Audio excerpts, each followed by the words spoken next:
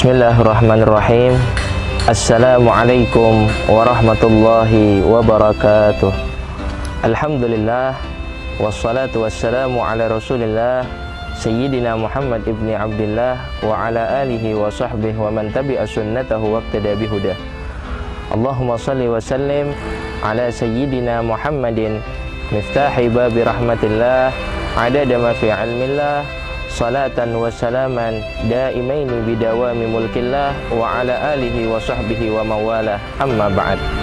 Saudara-saudariku dimanapun berada yang dirahmati dan dimuliakan oleh Allah subhanahu wa ta'ala, ketika Allah subhanahu wa ta'ala menciptakan manusia di dalam hidupnya, Allah subhanahu wa ta'ala karuniakan hati yang dengan hati tersebut kita bisa merasa, dan juga hati yang kita miliki adalah tempat Allah subhanahu wa ta'ala memandang daripada hamba-hambanya.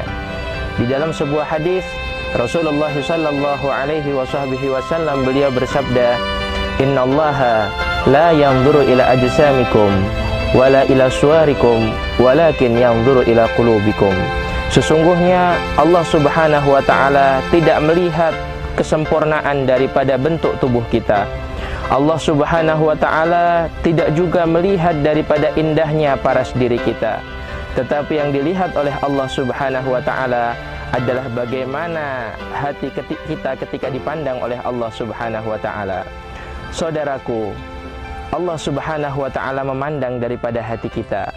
Maka daripada itu bersihkanlah hati kita.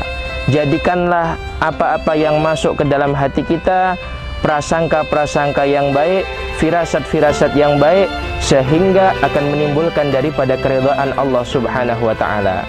Ketika seseorang di dalam hidupnya dia memiliki hati yang senantiasa baik, hati yang senantiasa husnudzon kepada Allah subhanahu wa ta'ala, husnudzon kepada hamba-hamba Allah subhanahu wa ta'ala, maka dia akan mendapatkan kehidupan yang baik dan kehidupan yang indah.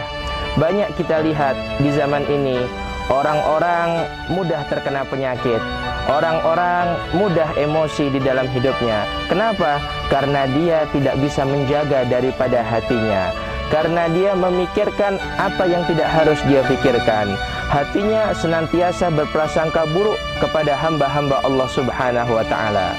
Maka daripada itu, jaga daripada hati kita, agar hati kita tetap indah dan tetap baik ketika dipandang oleh Allah subhanahu wa ta'ala. Sesungguhnya hati yang di dalamnya ada firasat-firasat yang tidak baik akan menjadikan hijab antara orang tersebut kepada Allah subhanahu wa ta'ala. Di dalam sebuah hadis Rasulullah sallallahu alaihi wasallam beliau bersabda, sesungguhnya pada diri manusia ada seonggok daging, yang mana ketika seonggok daging itu baik, seluruh daripada anggota tubuh manusia itu akan baik juga. Sebaliknya, ketika seonggok daging itu buruk atau tidak baik, maka seluruh daripada anggota tubuh manusia tersebut juga akan buruk. Dan seonggok daging itu adalah hati. Hati adalah sentral.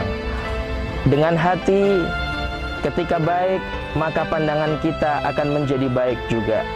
Ketika hati kita baik, maka lisan kita akan mengeluarkan perkataan-perkataan yang baik dan diridhai oleh Allah subhanahu wa ta'ala.